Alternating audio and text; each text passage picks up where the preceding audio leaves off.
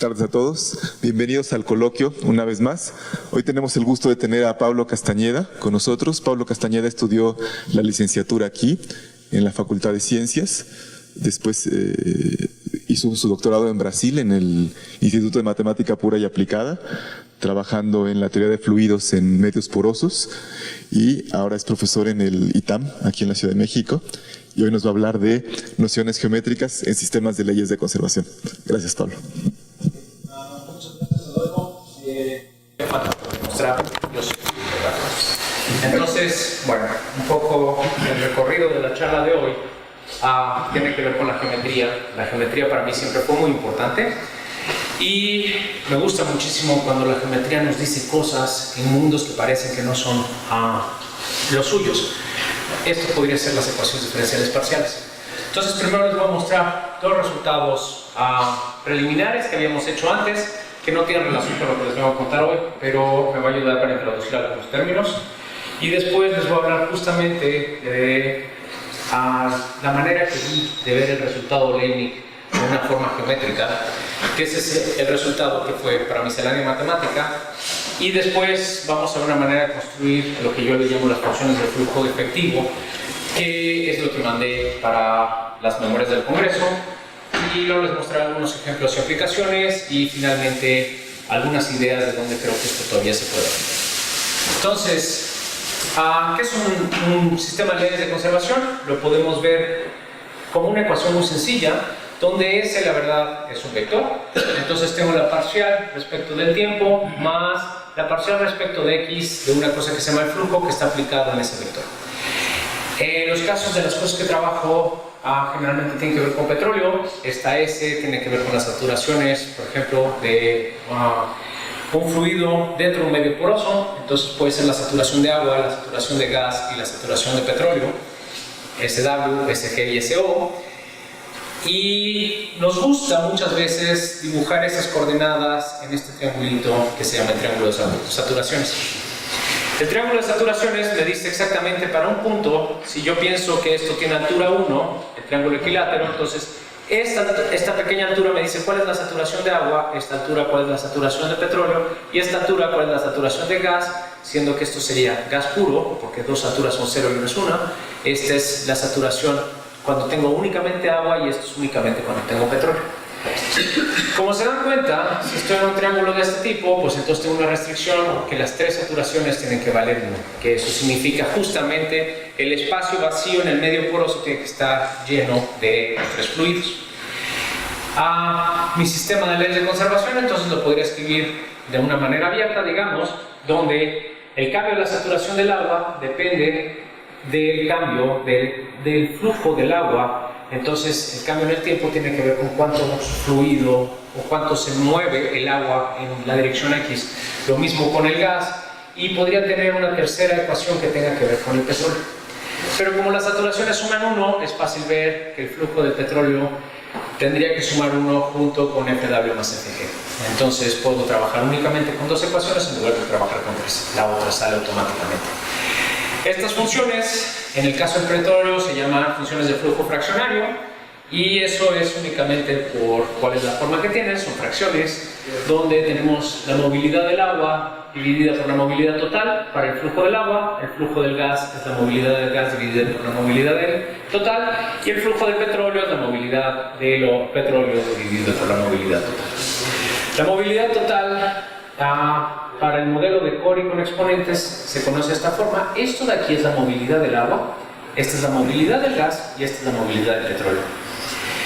Los exponentes me gustaría que fueran mayores que 1 para tener un modelo que llamamos convexo.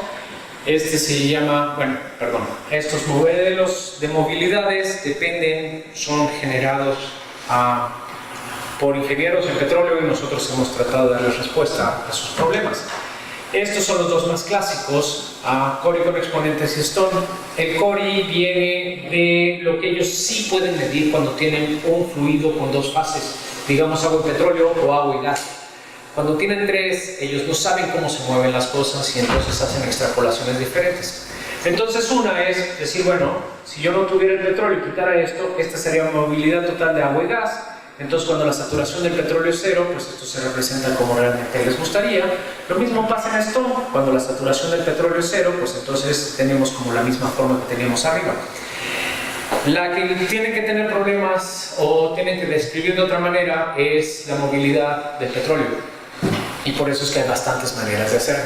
Este es el más sencillo, Cori con exponentes, y este se llama el método Stone 1, que si ustedes ponen cualquiera de las saturaciones de agua o de gas igual a cero, regresarían al modelo que tiene bifásico, donde esa fase no se presenta.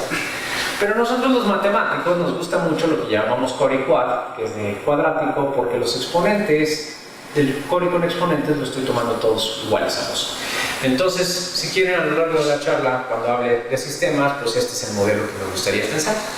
Aquí recuerden que aunque digo que es saturación del agua y del gas, y estoy poniendo la saturación del petróleo es simplemente 1 menos la saturación del agua menos la saturación del gas. Ok, entonces este es el modelito que generalmente trabajamos, y una de las cosas que hacemos es estudiar mucho el tipo de variedades que tenemos en el espacio de fases para saber cómo es que cambian las soluciones. Una de las variedades que estudiamos se llama la bifurcación secundaria. Para nosotros es muy importante entender si el tipo de soluciones que tenemos van a ser soluciones continuas o discontinuas generando choques. Y los choques, por ahorita solo me interesa que sepan que satisface una relación. Y esa relación, si yo quiero saber, imaginen que tengo mi espacio de fases que es R2, escojo un punto y quiero saber cuáles son los puntos en los cuales en el espacio de fases yo podría tratar de llegar con un choque. Eso me lo da esta relación que se llama Rankine-Goriot, y eso me da una cierta curva. No es realmente una curva porque siempre en el punto inicial tengo una singularidad. Para nosotros, esa singularidad es la singularidad primaria, y a veces hay ciertas de esas curvas que tienen una singularidad secundaria. Y me gustaría saber cuáles son todos los puntos en mi espacio de fases tales que ese punto tiene una bifurcación secundaria. La manera de trabajar eso siempre fue muy pesado. Había que sacar valores y vectores propios y encontrar algunas relaciones que tienen que ver con la velocidad del choque. Pero en algún momento esto de aquí, la curva, si yo quito el sigma, que es la velocidad, se puede escribir de esta manera, por ejemplo, para Cori, para los modelos de Cori. Y esto es una curva algebraica. Entonces, porque yo no estudio eso de la manera de las curvas algebraicas. La verdad es que yo quería hacer esto porque en el Cori Quad ya se sabía cuál era la curva, cuáles eran las bifurcaciones secundarias, y yo estaba trabajando con modelos un poco más generales. Entonces empezamos a estudiar un poquito de teoría algebraica de las curvas. Y lo que encontramos es, por lo menos, una manera más fácil de implementar numéricamente nuestras soluciones para encontrarlas en la computadora. En el caso en el caso cuadrático, ahora sí tenemos una prueba explícita, porque si piensan en Cori Quad, cada una de las movilidades era algo cuadrático. Esto es de orden 1, entonces es cuadrático, esto es orden 1, esto me queda un polinomio de grado 3 en 2 variables. Yo ya sé que tengo una singularidad. La única manera que puedo tener otra singularidad es si yo puedo factorizar esto como una recta y un polinomio de grado 2. Y hay puntos muy particulares en los modelos que se llaman puntos unílicos, donde esto tiene 3 direcciones, y lo que sucede es que entonces es cuando esto lo he factorizado como 3 líneas rectas. Esto lo que nos ayuda es a mostrar este teorema, que la bifurcación secundaria entonces siempre tiene que ser líneas rectas para este caso, y sus intersecciones de estas líneas ocurren en los puntos unílicos. Esto de alguna manera ya lo sabíamos, pero ahora sabemos que es un sí solo sí. En el caso donde los exponentes son diferentes, no se puede hacer a mano. De hecho, si ustedes cambian un exponente de 2 a 3, entonces en aquella época cuando lo traté de hacer, el Maple se trababa, y la manera de hacerlo explícitamente no se puede. Hay que utilizar unas cosas que se llaman bases de Grafner, que yo no soy especialista, así que probablemente alguien que sepa de eso podría ayudar, pero yo me detuve por aquí. Pero esto nos ayudó a programar las rutinas en el RPN y ELI, que son los programas que usamos. Sí. ¿Los exponentes tienen que ser enteros? No tienen que ser enteros. De hecho, justamente esa es una de las cosas que nos ayuda en las curvas algebraicas. Por eso es que en el programa lo hemos hecho. Estos son los modelos de problemas más sencillos, pero podemos tener, no sé, si metemos termodinámica o las bases empiezan a ser compresibles, empieza a cambiar y es mucho más complicado el modelo. Y en esos modelos también podemos utilizar el método numérico para encontrar la variedad de la bifurcación secundaria. Ok, este era un resultado. Otro resultado que fue importante es que en mi triángulo de saturaciones, a veces lo que necesito es encontrar soluciones, los choques que vayan de una región trifásica a alguno de los lados donde es bifásico. Nosotros sabemos que eso lo podemos definir como las extensiones de la frontera, digamos, para el lado WO, son todos los puntos que están aquí adentro, tal que se satisface Rankine-Hugoniot con algún punto en la frontera y la velocidad que está del choque es igual a una de las velocidades características en el interior. Lo que conseguimos mostrar usando geometría, que esto es lo que es divino, sin tener que trabajar más, olvidándonos de que tenemos una parcial, es de que esta relación, que yo sé que tiene que ser satisfecha, pues ahora es un sí solo sí. Y entonces tengo una manera también de cómo poder computar las extensiones de la frontera que son tan importantes para mí de manera analítica. Entonces, estos eran dos resultados preliminares, pero déjenme ir a los temas de la charla de hoy. Entonces, quiero ir desde abajo y eso significa trabajar con el caso más sencillo, que es la ecuación escalar. ¿Sale? Tengo ahora, ya no tengo saturaciones, no es un vector, esto va nada más me dice un cierto valor, U, y ya el flujo está derivado respecto de X. Entonces aquí lo que tengo es la conservación de U, y a mí lo que me interesa en general son los problemas de Riemann, que significa que la condición inicial es discontinua original. Esto en petróleo tiene muchísimo interés porque justamente yo puedo imaginarme que el reservatorio tiene una condición homogénea en todo el reservatorio y yo estoy inyectando algo a una velocidad constante. Y es justamente un problema de Riemann los que yo resuelvo.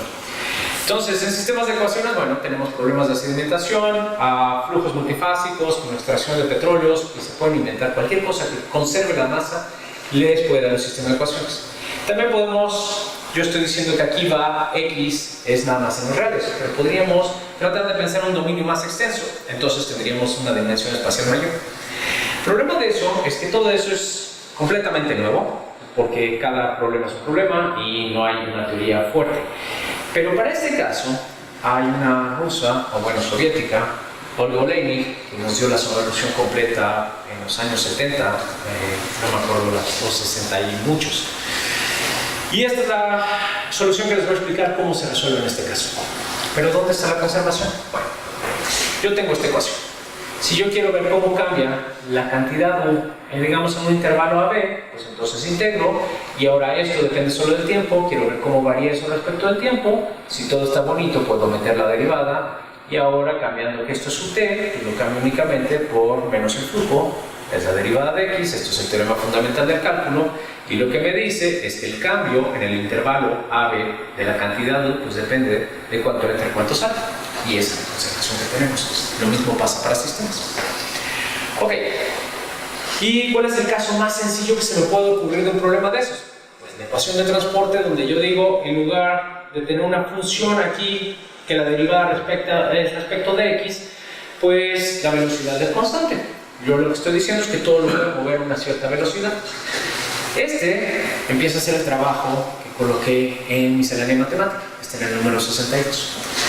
Bueno, y la solución de esto es fácil checar que realmente es esto. La condición inicial con un cierto transporte que depende de cuántas veces se están moviendo en el tiempo. Lo que me interesa de esto es lo siguiente. Imaginemos que yo tengo este perfil. Esta es mi condición inicial. Yo sé que se va a mover a la derecha con una velocidad c. Pero entonces hay algo que a mí me gusta hacer. En este eje yo voy a poner, además de U, voy a pensar que tengo el tiempo. Lo podría poner acá a costado, pero hacer dibujos 3D a mí me cuesta mucho. Entonces, si ven por ejemplo, al tiempo 1, del 0 al 1, pues avanzo un cierto punto, de aquí para acá. Y si yo fuera un tiempo 2, pues tendría que ver, esta es justamente la velocidad c, que me está diciendo cómo es que se mueven las cosas. Cada una de estas me dice cómo se mueve. Si voy al tiempo 2, pues entonces ahora veo que la intersección antes era de aquí, ahora es acá, y este es el punto. Y si checan cualquier otro punto que ustedes quieran, ¿dónde está? Pues está aquí, digamos, el punto más alto. ¿A dónde va el tiempo siguiente? Al tiempo siguiente, pues fue justamente a una intersección por aquí, que es donde tenemos que estar. Entonces, esto es muy sencillo, nada más tenemos cómo es que se mueve la solución. Pero esto lo podemos pensar, estas se llaman las características, estas rectas, y lo podemos hacer con una ecuación un poquito más difícil. Esta es la siguiente ecuación, se llama Burgers invícido o sin viscosidad, donde el flujo ahora digo que es u cuadrado dividido por 2. Entonces esta era mi versión diferencial. Si yo escribo la versión casi lineal, lo que hago es derivar esto y la regla de la cadena me dice que es esto. Esto ahora me sirve como mi velocidad. Antes era una velocidad constante. Ahora la velocidad depende de la altura. Aquí es chiquita, aquí es una velocidad grande y aquí vuelve a ser una velocidad chiquita. Puedo poner exactamente las características donde aquí veo velocidades chiquitas, las velocidades van creciendo hasta este punto que tiene la velocidad más grande y después empiezan a decrecer. Y puedo colocar la misma solución. Ok, si las cosas van a andar constantemente por las características, pues a un cierto tiempo habrán avanzado de alguna manera, y si buscan un punto y lo siguen, verán que al siguiente tiempo pues ha avanzado de esta forma. El problema de esto es que esto no es una función, ¿no? Porque, pues de hecho, para este punto tengo 3 soluciones y pues yo tengo que resolver eso de alguna manera. La manera de resolver eso es pensar en que ya no voy a resolver el problema de manera clásica, sino voy a pensar en qué era lo que me decía mi última versión, la versión integral. Me decía que la masa se tenía que conservar. Entonces, ¿por qué no digo, mira, quito la misma cantidad de aquí y aquí y digo que esta es mi solución? Entonces esto le voy a llamar una solución débil. Y la solución débil, pues es la solución que me va a interesar. Son justo, regreso a los problemas de Riemann, en los cuales yo comenzaba con soluciones discontinuas. Y esas son las soluciones a las que les tengo que dar alguna validez. Entonces, lo que voy a buscar son soluciones autosemejantes. Voy a hacer unas soluciones autosemejantes y yo sé que esto es solución, y al multiplicar x y t por lambda me vuelve a dar una solución. Entonces, para mi problema de Riemann, lo puedo escribir de esta manera. Y lo que me doy cuenta, esto no es difícil de calcular, es que si f línea de u es monótona, en el dominio que yo tengo 3 casos. Tengo que la solución puede ser constante, porque f línea de u, aquí escribí mal, bueno, no, es constante si las dos condiciones del problema de Riemann a derecha e izquierda son iguales, pues entonces la derivada la puedo tomar como 0 y la solución no cambia. Si el estado a la izquierda tiene una derivada más chica que la derivada a la derecha, pues entonces el problema que tengo, ahorita lo voy a ver más gráficamente, es que hay una región en la cual yo no tengo cómo definir la solución y voy a tener que extrapolar de alguna manera. Y el caso contrario es que, bueno, esto voy a utilizar este invariante escalar para tratar de encontrar la solución. Y si tengo que la velocidad atrás es más rápida que la velocidad adelante, pues tengo el mismo problema que les había enseñado con Burgers. Las soluciones empiezan a traslaparse y tengo que encontrar cuál es la velocidad a la cual digo que el diferente va a avanzar.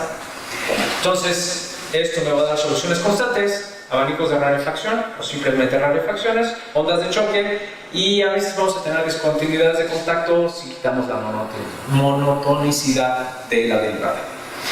Entonces, esto es lo que nos dice Leibniz. Este es el caso en el cual la derivada en UL es muchísimo más grande que la derivada en UR. Entonces las velocidades atrás son mucho más rápidas que las velocidades adelante. Si tengo el caso contrario, entonces ahora el lado izquierdo tiene una derivada mucho más chica que el caso a la derecha, que tiene una velocidad más grande. Y pues esto, resolviendo las ecuaciones, se los voy a enseñar el caso en el sistema. Únicamente me dice que esta va a ser la solución que yo estoy buscando, donde lo que me interesa ver es cuál es la velocidad de este choque y cuál es el perfil de esta rarefacción. La manera de hacer eso es, este sigma está dado por las relaciones de Rankine-Hugoniot, y en este caso el invariante lo que me hace es tener que derivar el flujo y invertir la función para poder encontrar esto de aquí. Esta parte de aquí, la verdad, es la que a mí siempre me ha parecido que es demasiado complicada. Aunque sea directo y hay que hacer un cálculo muy sencillo, es como complicado. Una manera más sencilla de ver eso. Y esto es para un caso general. Leibniz lo que dice es lo siguiente. Si yo quiero ir de UL a UR, entonces lo que agarro es mi función de flujo, encuentro la envolvente convexa, y ahora la envolvente convexa lo que me dice es las partes que no son igualitas al flujo, eso lo tengo que calcular con choques. Las partes que se pegan al flujo, entonces tengo que utilizar mi invariante escalar, derivar ¿cómo se llama? Derivar y resolver el problema al aplicar la función inversa. Pero esto es como medio complicado. Esto, la verdad, si yo agarro y derivo la función f de u, pues me da esta de aquí, y lo que veo es que justamente estas partes de aquí pues serán rectas que, como son tangentes aquí, tienen que tener la misma altura que esto de aquí. Este es exactamente un perfil muy sencillo, que si yo agarro el rectángulo ABCD y lo paso por el espejo, se vuelve el rectángulo ABCD, donde tengo los segmentos que eran las derivadas, que fue la inversión que yo tenía que hacerle a la derivada, los segmentos que son constantes, ahora son horizontales, que se parecen a mis choques, y pues tengo este perfil de aquí. Lo curioso de esto es que cuando yo empecé a estudiar leyes de conservación fue después de mi doctorado, y entonces todos mis amigos alrededor estudiaban esto. Y ellos hablaban de estas cosas, y para mí esto era lo que Oleinik decía. Después fui a descubrir que Oleinik no dice este pedacito del espejo. Y esta es la gran aportación que tenemos en miscelánea matemática. Este pedacito y pasarlo por el espejo, lo que me dice es que la velocidad a la izquierda yo sé cómo calcularla, y la velocidad a la derecha también. Entonces puedo hacer mi mismo truco de ir subiendo y nada más reescribiendo el pedacito que tengo para tener la solución. Esta es Oleinik a través del espejo. Ahora déjenme ir. ¿Qué es lo que pasa con las funciones cuando tenemos un sistema? En el sistema, recuerdan que teníamos algo de este tipo. Ahora la función de flujo es vectorial. Entonces, ese, digamos, en mi caso va de R en R2, o bueno, es en R2 porque tengo dos saturaciones que me interesan, y el flujo va de R2 en R2. Entonces, yo puedo colocar este mismo invariante escalar. Si yo meto este invariante escalar y reescribo S en términos de esto, nada más hay que hacer la cuenta. Lo que tenemos es esto de aquí, donde J ahora es el jacobiano de la función de flujo. Y como resuelvo esto, pues me doy cuenta que si yo tengo el valor propio del jacobiano y el eigenvalor propio de ese jacobiano, pues lo puedo resolver. Esto es, aquí le falta el igual a 0, por eso es que no se ve, falta un igual a 0 aquí. Esto es equivalente a esto de aquí. Y ahora si yo integro la parte de S respecto al invariante con las direcciones de los autovectores en el espacio de fases, lo que me dice es la curva por donde yo tengo las rarefacciones. Y el S lo que me dice es este pedacito de aquí. Una vez que yo grafique S, pues tengo las rarefacciones, que son este pedazo aquí. ¿Qué son las rarefacciones? Ok, perdón. Cuando comenzamos con dos condiciones discontinuas, esto se llama derecho abanico de rarefacción. La idea es la siguiente. Si yo empiezo con una solución discontinua, pueden pasar dos cosas. O tengo este caso, en el cual la velocidad de atrás es más lenta que la velocidad de adelante, y yo tengo que complementar esto de alguna manera. Y la manera de complementarlo es esto, donde yo le voy a llamar a esta como una rarefacción. Es, de alguna manera, mi problema discontinuo tiene un pedazo que se vuelve continuo. Entonces, la solución que parecía estar en el caso débil se vuelve ahora un caso fuerte, porque esta sí va a ser una solución para todo el tiempo. Las rarefacciones, la verdad, lo que pasa, digamos, físicamente, es cuando tú no tienes un choque, sino hay como material que se va quedando para atrás. Y entonces como que lo que está pasando como que se va quedando raramente para atrás. Esa es como mi interpretación. Y se llaman abanicos de rarefacción porque estas son las velocidades características, estas son las que tú tienes para tus estados constantes en el problema de Riemann antes y después. Y aquí este era el que no tenía un estado, no tenías una velocidad. Lo que estoy diciendo es, bueno, tiene una infinidad de velocidades que van a dar y pues tiene una forma, un abanico. Entonces, hay dos cosas que son diferentes. Una es la rarefacción en sí, y la otra es la curva de rarefacción, o podemos hacer en el espacio de fases la curva integral, que es integrar este sistema en el espacio de fases. ¿Sí te aclaré? Ok. Entonces, estas son las rarefacciones y los choques. Lo que les decía es que había una especie de balance de masas de los dos lados. Lo que tengo que encontrar son los valores sigma que me dice cuál es la velocidad del choque. Y aquí, bueno, si supusiéramos que estuviéramos en un lugar bonito, ¿qué es lo que escribí aquí? Ok. Estas son las ecuaciones, estas son las relaciones de Rankine-Hugoniot. Las ecuaciones de Rankine-Hugoniot para la velocidad del choque son estas. Si yo cancelo la velocidad del choque dividiendo el lado izquierdo por el lado derecho, el lado izquierdo por el lado derecho, igualando y multiplicando, obtengo esta ecuación de aquí. Esta era la ecuación que yo había puesto antes cuando estábamos hablando de las bifurcaciones secundarias. El lugar geométrico de todos los, para un punto S0, de todos los puntos S que satisface esta ecuación, me da lo que yo le llamo el Hugoniot locus. Y después de tener dos puntos en el Hugoniot locus, puedo regresar aquí y descubrir cuál es la velocidad del choque. Los choques, el problema es que tenemos que ver cuándo son admisibles, porque los choques me podrían dar cosas. De hecho, si hago el Hugoniot locus, hay pedazos del choque que me dice que la velocidad es de hecho incompatible. Yo necesito una velocidad positiva porque las dos velocidades son positivas y lo que obtengo es una velocidad negativa. Entonces, en ese caso, claramente las cosas no funcionan. El caso de los choques es justamente lo contrario. Yo tengo la velocidad atrás mucho más rápido que la velocidad adelante.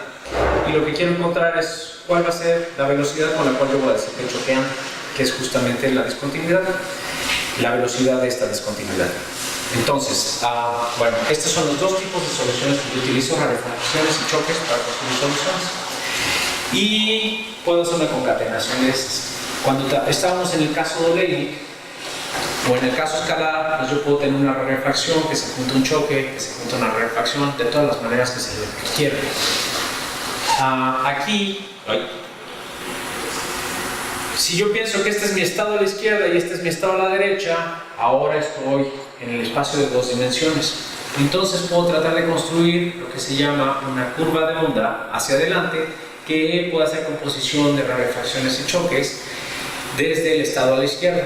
Y el estado a la derecha puedo construir una curva de onda hacia atrás, una curva de onda hacia atrás. Si yo consigo encontrar un estado en el medio, entonces siempre y cuando la velocidad es creciente aquí y la velocidad aquí sigue siendo creciente, yo voy a poder utilizar esa concatenación de ondas para encontrar la solución. Eso lo que me dice es que si mi jacobiano yo tenía dos velocidades, me conviene construir las velocidades como velocidad lenta y velocidad rápida. Yo voy a construir una onda únicamente aprovechándome de las velocidades lentas, que va a ser la velocidad, la curva de onda lenta hacia adelante, y una curva de onda utilizando únicamente las velocidades rápidas del sistema hacia atrás. En este caso lo que dibujé es, aquí tenemos una rarefacción, la parte azul desde SL hasta SM, y de SR a SM es un choque. Si yo lo quisiera escribir en los perfiles, pues lo que tengo, por ejemplo, para la saturación del petróleo, aquí tenía la saturación del agua, es que aquí voy a tener el estado constante de cuál es la saturación del óleo, voy a tener la rarefacción, que me va a hacer una cosa continua. Este estado se va a volver generalmente un estado intermediario y va a volverse una solución constante, porque la velocidad con la que llegue no tiene que ser necesariamente la velocidad con la que salga, es una velocidad más lenta, y eso es lo que me va a hacer que se abra este espacio, este estado constante. Y después tengo el choque. Pero si ustedes recuerdan Oleinik, pues esto lo puedo meter en una cajita y lo puedo hacer hacia atrás, de manera que en algún momento tengo que llegar a la condición discontinua original. Entonces, bueno, este es el tipo de problemas que trato de resolver. ¿Y cómo es que los resolvemos? La manera es construir siempre la curva de onda, y construir la curva de onda lleva mucho trabajo. A mí me gustaría tener algo como Oleinik y decir, yo tengo un flujo, encuentro la envolvente convexa, y una vez que encuentro la envolvente convexa, solo la derivo, la paso por el espejo y tengo mi solución. Como eso no existe, pues esto es lo que hemos hecho para tratar de encontrar las funciones de flujo efectivo. Si yo considero un estado en el espacio de fases R fijo, entonces voy a construir una curva base. Y esa curva base le voy a hacer un levantamiento que sea mi flujo efectivo. Entonces, la cosa triste de esto es que yo tengo que construir una función de flujo efectivo para cada punto de referencia. En el caso de Oleinik teníamos un único flujo que funcionaba para cualquier condición inicial. Y bueno, la idea es cómo puedo arreglar esas cosas. Vamos a basar en dos hechos. Uno es que si la curva base, pues de alguna manera es claro que yo tengo que estar sobre la curva de onda, porque es donde quiere estar mi solución. Si yo quisiera que esto fuera un choque, pues entonces Rankine-Hugoniot se satisface y Rankine-Hugoniot me dice exactamente cuál es la velocidad que yo quería trabajar. Y, perdón, voy a regresar un poco por algo que sí se me olvidó decirles aquí, es que las dos cosas que son importantes aquí es que sigma es una velocidad. Y aquí las derivadas al final son velocidades. Si ustedes pasan dividiendo entre t, pues tienen x entre t, entonces las unidades de sigma tienen que ser las mismas unidades que x entre t, que es una velocidad. Lo mismo pasa aquí. Si yo divido entre x entre t, esto me va a dar una velocidad, que era la sigma. La sigma era la que me estaba dando la velocidad. Y estas son, lo único que tengo que entender es cómo entender las velocidades en la curva de onda para poder tratar de levantar el flujo efectivo haciendo de algún tipo una integral. Entonces, estos son los dos hechos. Uno es, con Rankine-Hugoniot yo tengo la velocidad de los choques y con ellos podría construir la curva de alguna manera. Y lo mismo tengo, si yo estoy en una curva integral, entonces la velocidad de la onda es únicamente la velocidad característica referente a la refracción que estoy haciendo, ya sea la lengua o la rama. Entonces, lo que necesito es parametrizar el grupo de onda, en particular lo puedo reparametrizar como yo quiera. Digamos que por algún caso mi curva de onda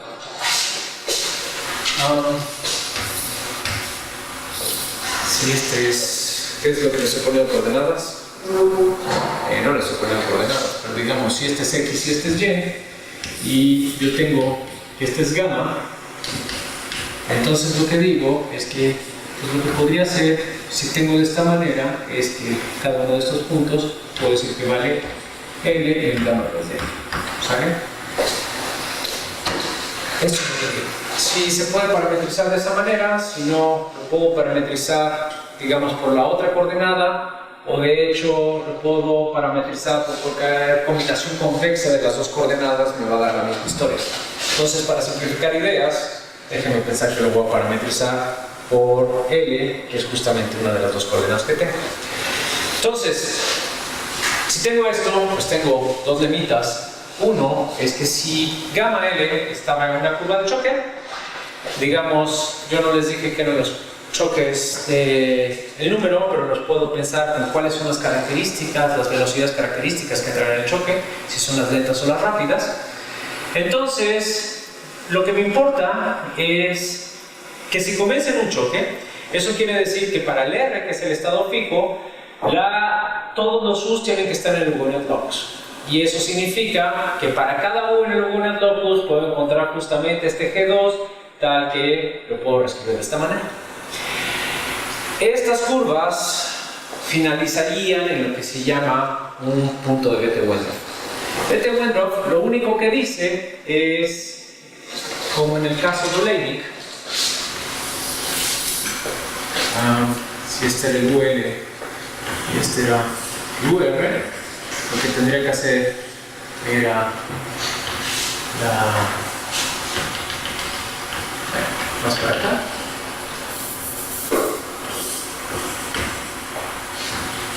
Esta sería la parte que tiene que ver con la rarefacción, esta tiene que ver con choques.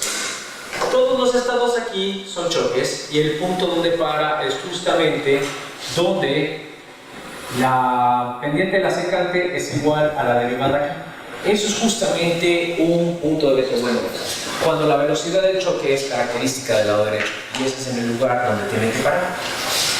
Entonces, lo que yo digo es que L pues, va a estar parametrizado desde U1 hasta el U1 estrella, que es donde está el Bethe-Wendorf, y lo puedo escribir de esta forma. Ahora, ¿cómo hago el levantamiento? Yo lo que quiero encontrar es esta función de flujo efectivo. Lo voy a hacer del mismo intervalo en los reales, y lo que digo es, ok, voy a agarrar, ya que estoy parametrizando con la primera coordenada, voy a agarrar el primer flujo de los que tengo en mi sistema, voy a ver cuál es el valor que tiene justamente en R, y a eso le voy a sumar la velocidad del choque, que lo puedo calcular para cualquier punto en el Hugoniot locus, y lo voy a multiplicar por el tamañito que tengo. ¿Por qué estoy haciendo esto? Porque entonces, si yo quiero ver cuál es la velocidad del choque escalar, es simplemente de 1R a L, pues entonces es el flujo efectivo restando lo que obtengo es esto de aquí, que es justamente la velocidad del choque que había pedido originalmente. Entonces, esto lo que me ayuda a mostrar es este lema, que la función de flujo efectivo FL de esta forma es equivalente a la primera función de flujo evaluada sobre la curva base. Esto es muy fácil de probar, de hecho hay un trabajo en el cual esto lo utilizamos muy fuerte, pero la parte que no podía probar y me costó mucho tiempo y es una tontería es esto. ¿Qué pasa si ahora mi gamma está sobre una rarefacción? Entonces ahora lo que yo sé es que, ok, digamos que la puedo parametrizar de la misma manera, con gamma 2 en L, tal que para todo punto U esté en la rarefacción de K. Y esto que es lo que pasa, la rarefacción va creciendo hasta que llega un punto de inflexión, porque ya el casco convexo tiene que empezar a caer. Entonces esos puntos de inflexión me dicen que son los lugares donde tengo que parar. Entonces yo tengo un punto de inflexión o estrella y hago la misma historia que antes, solo que ahora el levantamiento lo que hago es digo, voy a agarrar F1, la primer componente, y voy a justamente integrar las velocidades que yo tenía, de manera que cuando yo derive esto, pues justamente tengo las velocidades que yo quiero. El problema es que esto a mí no me quedaba clarísimo que fuera a ser de nuevo el flujo 1 evaluado sobre la curva. Y esto es lo que me tomó un tiempo demostrar, pero el gradiente de gamma pues es 1 veces la derivada de gamma 2. Y esto, como es una curva integral, tiene que ser paralela justamente al késimo eigenvector del jacobiano. Es decir, tiene que ser paralelo a esto. Ahora, si yo derivo directamente F1 en gamma de L, pues esto es simplemente por la regla de la cadena, el gradiente pues es, esto de aquí, ¿no? Y esto de aquí, ¿qué es? Este vector es paralelo al késimo eigenvector. Y esto, si se dan cuenta, es la primera línea del jacobiano. Entonces, si yo pusiera el jacobiano veces este vector, pues me diría que es lambda veces k, el mismo vector, porque es paralelo al eigenvector. Pero la primera coordenada de esto vale 1. Entonces, la primera coordenada de esto es el lado izquierdo y la primera coordenada de esto es simplemente lambda k. Con esto, yo lo que consigo mostrar es que también la función de flujo efectivo es exactamente esta que yo construí, que es la restricción de agarrar el primer flujo en la curva de onda. Bueno, esto es lo que realmente está en las memorias de congreso. ¿Por qué es que falta algo? Porque de aquí yo hago el salto y digo, no me importa cuál sea la curva de onda, voy a levantarla de la misma manera. Y aquí hay un montón de sutilezas de cómo realmente yo tendría que pegar las cosas, lo cual haría la demostración bastante complicada. Pero bueno, esto es lo que a mí me interesa, justamente el teorema. Aunque no está demostrado, pues dice que si yo agarro un punto R, pues entonces lo único que tengo que hacer es construir cualquier curva de onda, hago el levantamiento de esa curva de onda y ahora puedo aplicar Oleinik para saber dónde estaban las rarefacciones y dónde estaban los choques y todas las características que tienen que ver ahí. ¿Cuál es la ventaja de esto? Bueno, una es lo que les decía, yo aquí decidí que iba a ser U1, podría ser U2, podría ser U3, depende de cuántas dimensiones tengan, o cualquier combinación convexa de ellas. Y eso nos lo muestra justamente la tercera ecuación redundante que teníamos para el sistema de petróleo. Lo podría haber escrito saturación de agua, saturación de gas o saturación de óleo, me tendría que dar lo mismo. El criterio de Oleinik, que es el criterio de entropía, perdón, no dije que ese era el nombre, pues ahora lo puedo hacer justamente sobre el levantamiento. Lo cual, por construcción, satisface uno de los criterios que tenemos en sistemas que se llama el criterio de Linde, que parece ser uno de los criterios más fuertes. Siempre y cuando yo ande por ramos conexos del Hugonot locus. A veces tenemos Hugonot locus que no son conexos.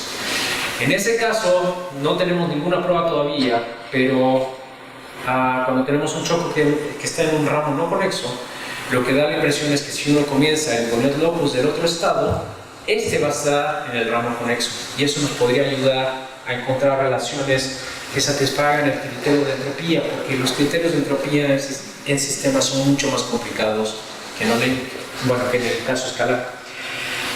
Hay un par de ventajas. La concatenación, si yo creo concatenación ahora de las curvas de onda, entonces los estados intermediarios van a aparecer naturalmente, ahorita se los enseño, Y hay unas cosas que se llaman ondas transicionales, que estas van a ser invisibles porque yo no me voy a dar cuenta que cambié de la familia lenta a la familia rápida.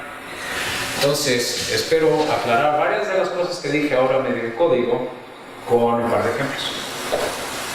Este es un problema que hemos resuelto, que es muy importante para los ingenieros. Se llama WAG porque es agua alternando gas. Y la idea es que si uno tiene un yacimiento únicamente con petróleo, si uno inyecta agua, pues consigue sacar una cantidad de petróleo. Si uno inyecta gas, consigue sacar una cantidad de petróleo, pero es muy poca. Y si uno hace una mezcla de inyección, entonces la cantidad de petróleo que se extrae es mejor. El problema es que no es claro cuál es la mezcla perfecta. Entonces, mi jefe de Brasil y sus colaboradores habían resuelto el problema cuando estábamos trabajando con el caso de Cori convexo, del caso de Cori cuadrático, cuando todos los exponentes eran 2. Lo primero que hice es ver qué pasa con el caso de Cori convexo y ver que la solución cualitativamente cambia.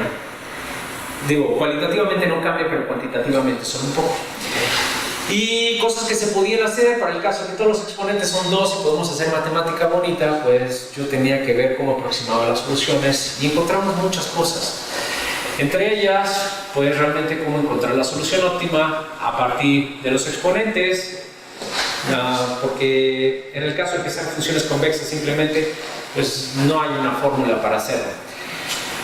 Y las viscosidades. Entonces, este es un caso. Ahora cambié un poquito el modelo solo para poder hacer la representación de qué es lo que estoy haciendo.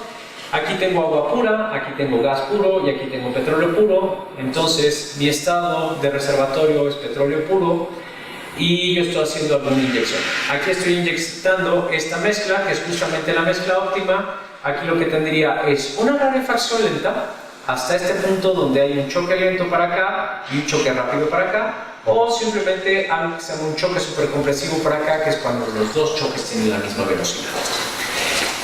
Si lo viera en perfiles, pues entonces esta es una buena manera de graficar las cosas porque puedo graficar todo junto. Esta cantidad significa la saturación de agua, esta la saturación de gas y lo que está en medio es la saturación de petróleo. Como suman uno, pues siempre lo puedo graficar de esta manera y es como muy gráfico ver cuánta agua está entrando, cuánto gas está entrando y está desplazando aquí que todo es petróleo porque era lo que estaba dentro. Si quieren verlo, pues podríamos sumar estas dos y restárselo uno y ver que la saturación del petróleo es esto de aquí. Tenemos una rarefacción, que es esta rarefacción lenta, y un único choque, que es este choque supercompresivo. La solución óptima justo pasa cuando las dos velocidades de choque se juntan. Ok, entonces déjenme agarrar ahora el flujo efectivo sobre esta curva de aquí. Lo que yo veo es que tengo esta parte azul, aquí hay una curvita medio rara y después tengo el otro pedazo aquí. Y yo puedo aplicar un Leydig, siendo este el estado de derecha y este el estado de izquierda. Veo que la rarefacción aquí empata perfectamente y aquí hay una secante que pasa justo por este punto y por aquí. Si yo derivo eso, pues digo, la derivada del casco convexo me queda la rarefacción y el estado constante.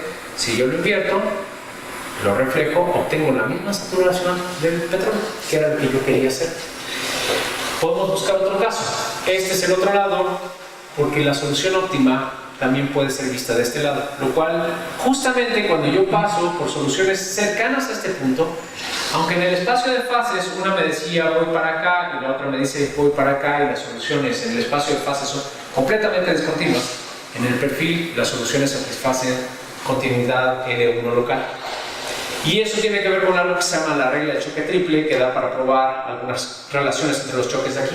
Pero bueno, hacemos exactamente lo mismo, el flujo cambia un poquito, porque ahora estoy haciendo FO aquí, más esto, tengo la parte de la rarefacción, aquí justamente veo que la secante me daría esto, cuando lo derivo me da lo mismo, vuelvo a aplicar el reflejo y veo que tengo la misma solución que antes. Ok, estas eran las soluciones, esta era la solución óptima, pero podríamos tener cualquier otra solución. Esta solución me dice que yo puedo ir con una rarefacción hasta aquí. Este punto además yo sé cómo encontrarlo, porque son justamente lo que les hablé al inicio de las extensiones de la frontera.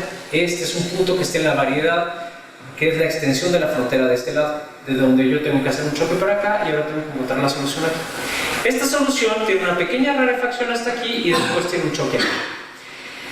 La solución, aquí dejé graficada cuál era la solución óptima y aquí ustedes ven cuál es la solución que acabo de colocar aquí. Hay una pequeña rarefacción, después hay un choque, un estado intermediario, tengo otra rarefacción y tengo otro choque para la cantidad total de petróleo. Esa es la saturación del gas.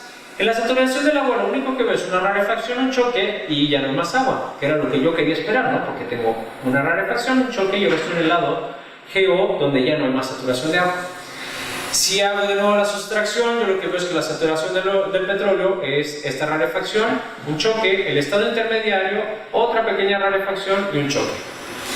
Y cuando hago la función de flujo efectivo que yo construí sobre este lado de aquí, lo que veo es que tengo la rarefacción aquí, aquí tengo un pedacito de choque, tengo otro pedazo de rarefacción y tengo el otro pedazo que fue construido por choque.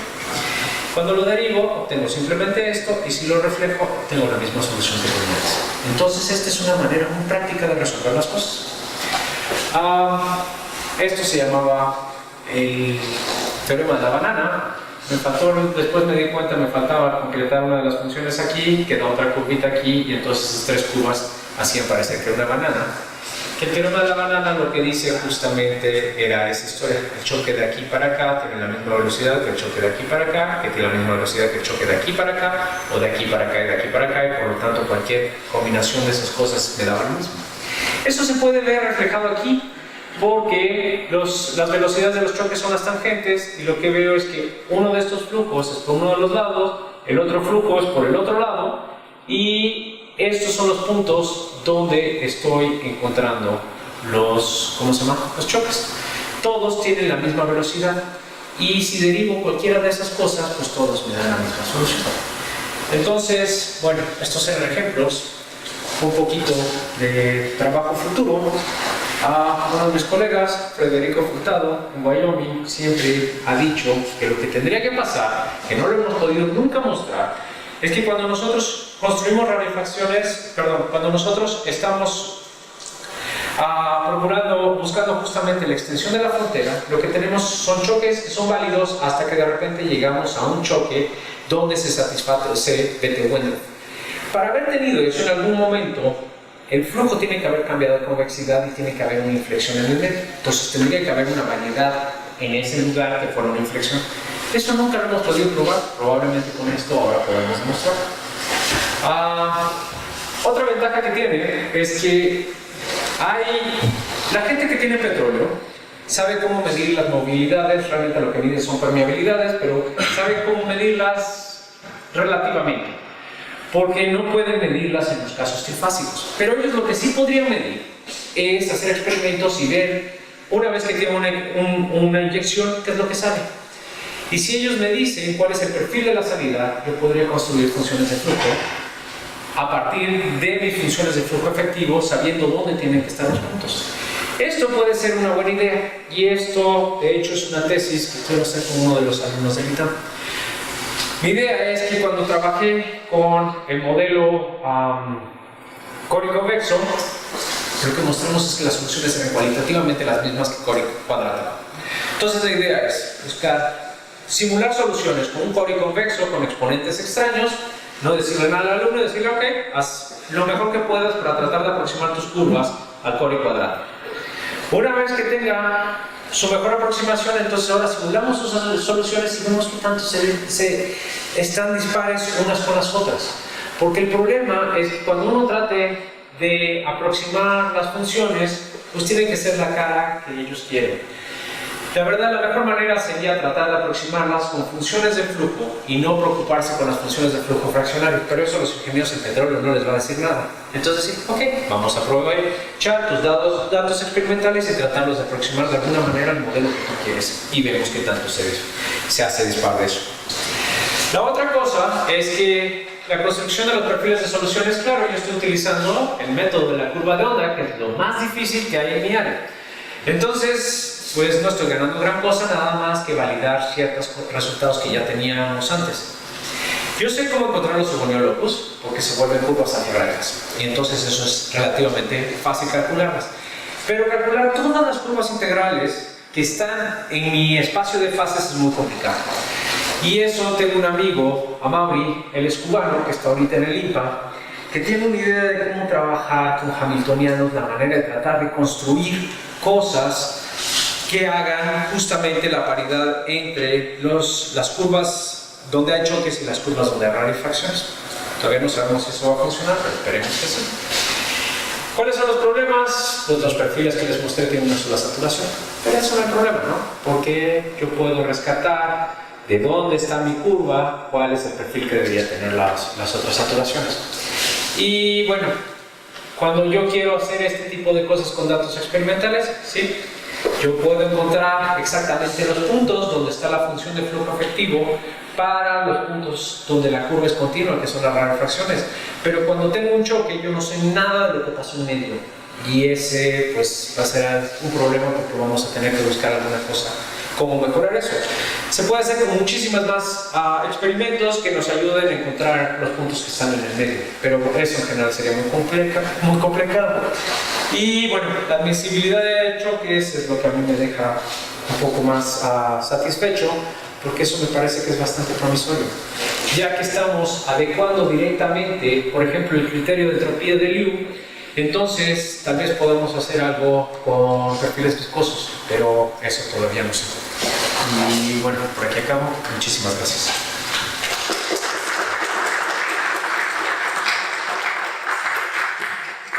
¿Preguntas? Sí. En el método, luego estás pensando, ahorita que lo explicaste, la movimiento convexa y luego te pegas, ¿no? Los flujos.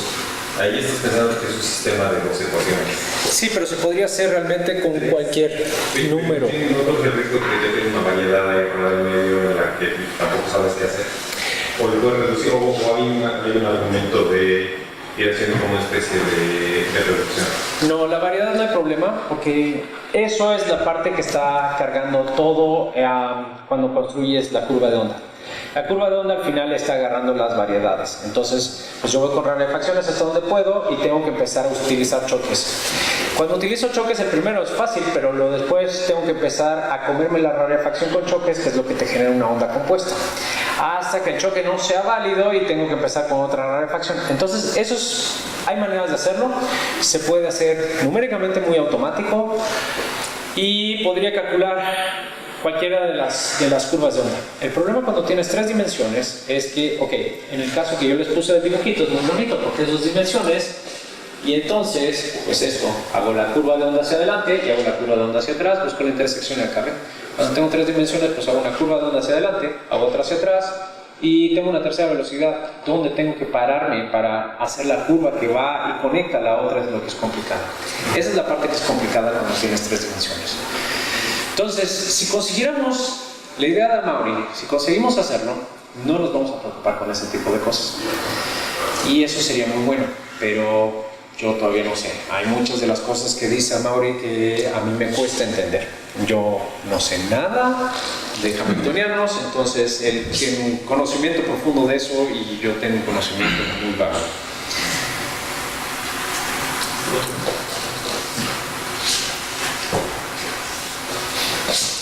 Sí, al final hablaste de la condición de admisibilidad del Liu. Es muy promisorio. En una dimensión, las escalares tenemos que unas condiciones admisibles y la curva descontinua es un shock, ¿no? Que equivale al concepto de entropía. En esencia, esa es la ley de entropía y se puede establecer en términos de la función entrópica, etc. ¿Por qué es importante ese camino? Es decir, ¿qué te dice el Liu en términos de la función entrópica? Lo que pasa es que es muy fácil de probar cuando estás en sistemas. Siempre y cuando trabajes con lo que le llamamos el ramo conexo, ¿no? En el caso de estas soluciones, cuando teníamos el petróleo aquí, el gas y el agua, para las condiciones generales, el problema es que lo que yo le llamaba la separatriz, esto es una rarefacción y este es el choque. Si yo voy a la extensión de la frontera aquí y busco el Lugoniot locus de esto de aquí, el Lugoniot locus me da algo así. Y este es el choque que yo tengo que hacer. El choque de aquí para acá. Este choque, el problema es que ni siquiera satisface el input porque no tengo cómo conectar. Entonces, lo que uno hace normalmente, en este caso funciona, es que si yo hago el U1 locus de este, obtengo una curva aquí y otra por aquí, no sé dónde está. Y aquí podría satisfacer el input. Entonces, Liu es una condición de entropía que nos gusta porque es fácil de probar. Cuando tratamos de mostrar cosas en sistemas con perfil viscoso, que es lo que yo diría que se acepta mejor, pues nos metemos en muchos problemas. Entonces, siempre utilizamos criterios de Lax como primera aproximación. Cuando el criterio de Lax no nos sirve, pues entonces tratamos de utilizar Liu. Y utilizamos solo el perfil viscoso cuando pues, tenemos, por ejemplo, multiplicidad de soluciones. Si con estas dos tenemos una sola, por ahí nos quedamos y decimos que hemos hecho todo, pero que satisface esos dos criterios. Sí. ¿Antonio? Porque de alguna forma, digo que es un método para calcular las soluciones, pero, por ejemplo, comparado con un front tracking, ¿compites? Por eso se aplicaría aquí. La ventaja del front tracking es cuando tú realmente vas a resolver una condición de Cauchy, por ejemplo, de problemas de Cauchy. Aquí la ventaja que tenemos es que, y eso es lo que siempre vendemos cuando le hablamos a los ingenieros de por qué lo hacemos así, es que nuestra solución, aunque usemos algunas cosas numéricas para resolverla, es semianalítica, y eso significa que es la solución correcta para tiempos geológicos. Cuando tú haces front tracking, el problema es que no sabes si eso realmente se expande de la misma manera, ¿no? Ese es como realmente porque esto es más bonito. A mi manera de ver, esto es porque es analítico, o se pueden hacer muchas cosas analíticas. Hay muchas de estas ideas que nosotros las programamos en la computadora, pero después tienes toda la evidencia numérica y entonces puedes meterte a demostrar algo, como el caso de la extensión de la frontera. Tenemos una solución analítica para algo que no se sabía. Y no sé, eso es como mi gusto. Pero el front tracking tiene como más implicaciones para muchas otras cosas, ¿no? O sea, no voy a decir que el front tracking no sirve. Yo estoy trabajando en un yacimiento unidimensional, es una aproximación muy matemática. El front tracking te ayuda a resolver yacimientos tridimensionales donde pasan muchísimas más cosas, ¿no? Oye, no se lo sé porque lo clásico es tienes que ser estrictamente hipérbólico. Entonces, la diagonalización del jacobiano te desacopla. Y tú puedes aplicar no bueno, lo que sea en cada una de las direcciones del espacio característico y resolverlo. Eso se hace mucho. Sí, lo que pasa es que en los modelos de petróleo, justamente tenemos un punto muy importante. Aquí en el medio tenemos, en el caso de Core, tenemos lo que se llama un punto umbilico. Y entonces, pues ya no puedes desacoplar las cosas porque, por ejemplo, el campo integral, las curvas integrales se vuelven una foliación singular en ese punto. Entonces ya no tienes aquella idea de Liu de construir justamente como que si tuvieras un sistema de coordenadas para las lentas y las rápidas. Y es justamente por eso que empiezan a aparecer estos ramos desconexos. Si tú utilizas el modelo de Stone, entonces es todavía peor la situación porque el punto umbilico se vuelve una región elíptica. Y pues bueno, pues ahí lo bueno es que lo que nos hemos dado cuenta es que las soluciones, por lo menos interesantes para la ingeniería, tratan de alejarse de esos puntos. Y una de las razones es porque el punto umbilico, por ejemplo, es el mínimo de la movilidad total. Entonces, justamente la región donde todos los fluidos tratan de interponerse enfrente del otro. Y las soluciones tratan de huir de ahí. Pero no podemos utilizar este sistema de coordenadas. Bien, podemos seguir platicando. Yo creo que tenemos esto, digamos, afuera. Muchas gracias a todos.